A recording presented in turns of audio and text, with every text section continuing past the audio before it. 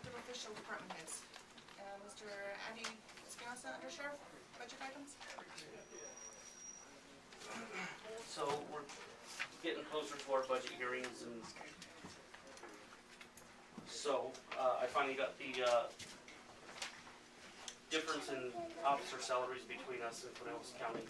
I was finally able to get a hold of Undersherriff Chris Brown with Pinellas County. Andy, you're aware that our assessed value ratio went down this year, right? Yes, sir, I am. And I How are understand. you going to, you're gonna figure, you're gonna increase budget, you gotta figure a way how we can overcome that, to make that happen. And I do, we know what's going on with the assessed values, and I'll just be upfront with you. Our budget is showing an increase, but we're not unwilling to work with you guys. I mean, obviously, the only way we're gonna get anything done is working together. There's no point in causing friction or adding friction. So, But there are some necessities that we're gonna have to go through. What I am gonna give you is the proposed budget that we came up with. This is not a final means by any means. This is just what we're working on and what we've gotten to this point. Again, like we've done all year, I'm trying to bring you to you guys as early as possible, and I know we're hitting the deadline. So here's a pretty good breakdown of what we have. If we do have any, I can pretty much answer all of the questions that we have, but Patrol Sergeant Rodriguez actually spoke of this budget, and after I hand these out, we'll start kind of at the beginning and go over the deputy salaries again. I'm sorry, We're gonna take these up in budget hearing. This is not a budget hearing. no, this is just for you guys to review. This is not a budget hearing. You don't have to go over the budget or Well, can you do get a copy, anything like because that. I love the budget. Now, this is only patrol. This is not the sheriff's office. I think this will protect you a little bit. Okay, so I think the last time we had gone over salaries, you would ask me for Pinellas County salaries. They're not that far away from us. So your undersheriff salary with them is right at about 38,000. Patrol sergeant is 34, and patrol deputies are at 28 right now. Underlined, you'll see the Costilla County deputy salaries in yearly is right at about 35,000. Patrol sergeant is 30, almost 31, and patrol deputies are right at almost 26. Is this what you're requesting? No. This is what you're at. This is what you guys requested for us to I know, but find out for you. this is the county. This is where we're at right now. Okay? We have not gone over exactly what we're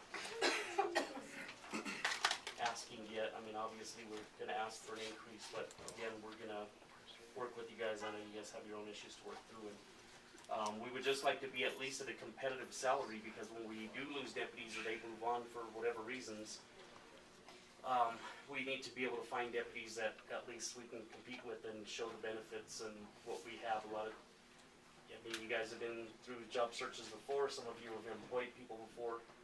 And so it's hard when you have somebody that proposes a $10,000 moving bonus if that person moves from one place to another. We're actually getting a lot of that kind of stuff now when the municipalities are that they need to fill spots for their officers. What they're doing is they're offering them bonuses or keeping them on a 2-year contract and paying them. We just ran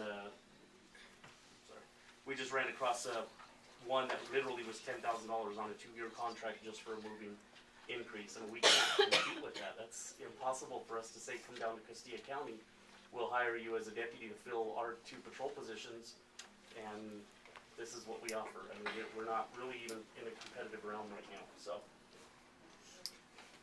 Also, we do need to conform with the town of San Luis, because we do have a contractual agreement with them. They do help us out with whatever increases we give. They are sufficient in giving that increase. Same thing with the state budget. We talked to them.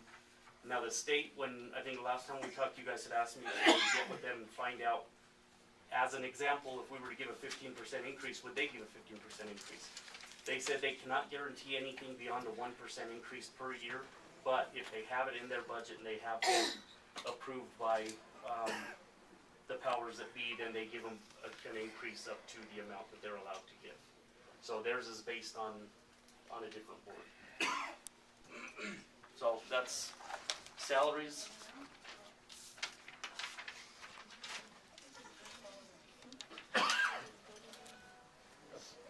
Okay, so just real quick, the operating budget, we've requested, pretty much an increase in everything, not so much that, this is a want, this is actually, some of these are in need.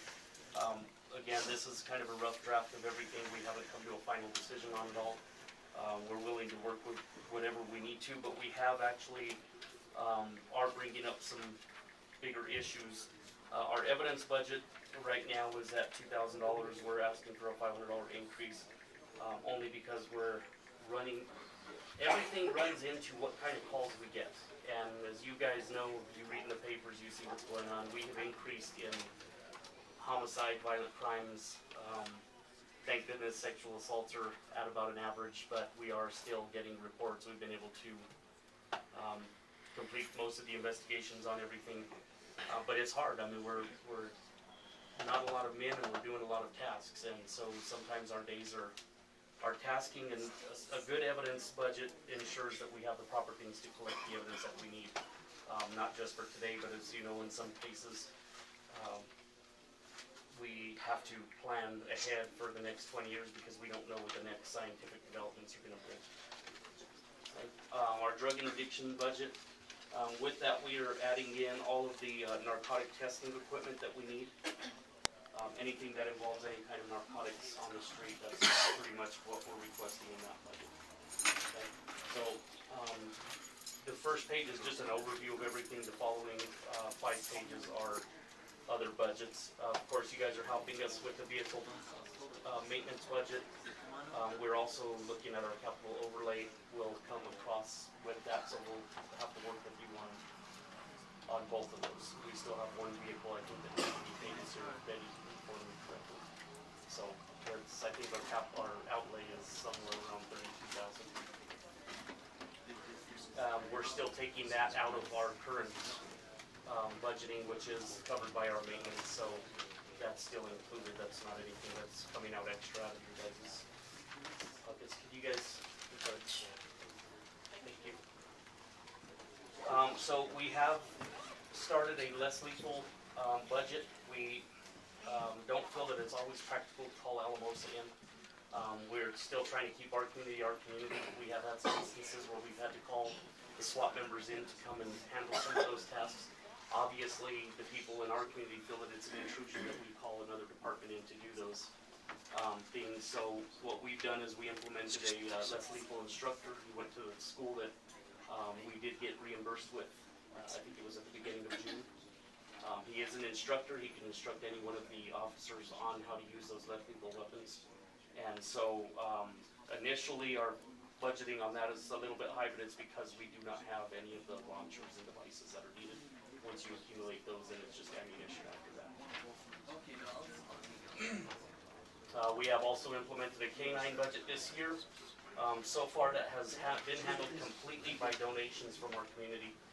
They did purchase the dog, they have purchased all of the upkeep and pretty much most of the equipment. Some of it we've gotten donated. Dog food, stuff like that, obviously is going to be a continuing issue. That one is not horribly bad. I think that one's pretty doable, but again, we're going to make sure that we have as much as we can in there. Some of the bigger issues that are going to cause an impact on our operating budgets for patrol, obviously, we're having a huge increase in crime. I mean, we're getting a lot more people in. We're having a lot more issues everywhere in the county, not just one place or two. We can't say, San Luis has 60% of our call volume because it's just not that way anymore. Also, we're having, law enforcement has extremely been challenged lately in the last few months. So we're having to step up as officers, and of course we don't get increased in numbers, but the only thing we can do is increase our size and numbers when we're out in the field. So obviously at some point we are going to request that we get extra numbers. I mean, that's a big deal because that could cost you guys a lot of money just to bring one officer back in. I think we've already gone over that with the new position that we created in code enforcement, so it's really not that much different. But at some point we are going to have to really start discussing an increase in numbers, not only for scheduling purposes, but obviously for officer safety, it's no longer a county that we can go out into the county one deputy at a time. It used to be that way, but as you can see, our numbers are increasing and it's becoming a lot more aggressive than it was even just 2 years ago. So that's it for my proposed budget. Obviously, we'll definitely work with you guys again with what we need in the future. Thanks, Andy. I have a question. So this is your proposed budget for this? For patrol. And we're still kind of working on it. We still need to go over it. It is not our final. It's a rough draft. Because I then need one by the 21st, or the Yes. 20th. We will be prepared by that day. We've got a second item. Ken Clark, eForce Public Safety Software. He is here. Oh, there he is. Somewhere. Are you gonna allow This public is, comment on that budget? No, this is what's on the agenda. If you're not on the agenda, Is there any time to make public comments on the police budget or the new actions, because I have various questions I wanna ask. Right now, I'm not prepared for it. No, this was a preparation for a meeting that was scheduled. I know right now, I'm saying, what We will is the we time? will hold budget Budget hearings hearings. and you come during the budget hearings. Yeah. they will be Can posted. we just ask for a show of hands of who might wanna be a volunteer on-call deputy unpaid? That's something you would have to look up with the sheriff. That's I'm willing to, I just wanted to let you know. Agenda. Okay, so you don't need to pay me. Solves that problem. Oh, I'm sorry, you know, we're part of this community here too. I have to be put on the agenda just like anybody else. I have to call ahead. I have to say, I want to be here today. Will you please schedule me? Oh, no, I would love to talk to you about the budget. I would. I'll talk to you one-on-one on that. So, my name is Ken Clark, I'm with eForce Software. Thank you for having me today.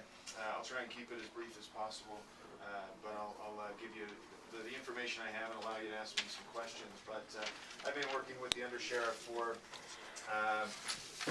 maybe 2 years, a year and a half. One of the big needs that the Sheriff's Department has is the need to track data.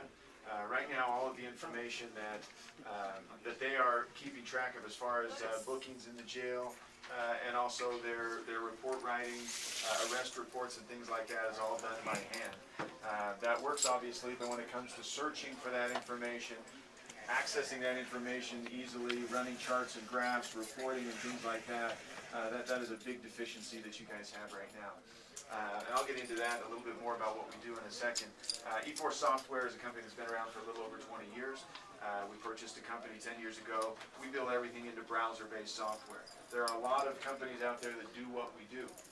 The difference between us and those other companies is number one, we're pretty big in Colorado. We've got over 45 customers. We've got some great customer references. A lot of those, and I apologize, I'm not texting, I've got some notes on here and they refer to, but a lot of those customers are surrounding you, which is a big reason I think why the Undersheriff's been looking at us. This morning we were over in Alamosa. The PD and the county are looking at going with us. But we already have Trinidad PD, Los Animas County, Rocky Ford, La Junta, Bent County, Kiowa County. A lot of those agencies are already using us. And the reason that I mention that is because of the ability to share data. So for example, when the Undersheriff pulls somebody over that is parked out in front of your school over here. If that guy is in the system over in Los Animas County as a sex offender, they can run that name and that information is instantly at his fingertips. Not only does he know that he's a sex offender, but he can use that guy's information to populate his reports. It wasn't part of what I was scheduled to talk about, but one thing that I hear is the lack of manpower. One area that eForce will bring to you guys is the ability for these guys to do their job more efficiently, spend more time out on the road, and not so much time in-house doing reports. The other thing that separates us, opposed from just being a well-known company in Colorado that people like and like to use the product, is the fact that we are browser-based. Technology, we are ahead of the game, technology-wise. From my understanding, you guys don't have a huge IT department or someone that handles your servers and things like that. Most programs that do what we do will come in and install a program on a local server. You'll have an IT guy that will maintain that server. First, you've got to purchase the server for anywhere from $3,000 to $10,000. They've got to maintain that server. When that server goes down, you hire an IT guy to come in and find out what's wrong with it. Sometimes that's thousands of dollars worth of costs every year. So what we do is browser-based, similar to what you guys, most of you probably do with your banking information. You log in, you hit a website, you type in your username and password, and that gives you access to your software. It's all secure. I won't throw out all the acronyms that you're probably not familiar with, but we are required to be certified by the state as far as your security measures go. So that shouldn't be an issue, but we will save you a lot of time, a lot of money by being browser-based, and a lot of time by these guys being able to access their reports from wherever they may be. They can be out on the road. As long as they've got internet access, they can log in, they can run reports, they can run searches, things like that. Check my notes here and see what else I want to talk about. Data in general. I heard you guys talk about evidence a little bit. Part of what we do in our records management system, part of what we're proposing and the Undersheriff would like is a records management system to track field interviews, contacts with people, not necessarily arrest reports, but just contacts. That'll allow you to put pictures into the system. It'll allow you to write your arrest reports. It'll allow you to track sex offenders, warrants. It'll also allow you to do charts and graphs. A meeting such as this, Undersheriff could show up with charts saying, hey, here's what crime, it sounds like we've had an increase in crime. Here's what crime looked like last month or last year at this time. Here's what it looks like now. Not only that type of information, but where is this crime happening? What type of crime is happening? If they want that data now, it's going through paperwork, through folders to find what they need. Whereas a chart showing what crimes are happening and when they're happening is something that you could pull out in a matter of 20 seconds to bring to a county commissioner meeting. So it's a matter of safety, it's a matter of officers' time. I believe it'd be much less expensive to buy software than to get 3 new deputies out there. Let's see what else we can do here. There's also a new program that's coming out. I don't know if you guys have heard of it yet, but it's called e-discovery. The state is now going to mandate that you send information to the state. E-Force is part of that program. We will be building an interface to this e-discovery program, so that will be key for you guys as well.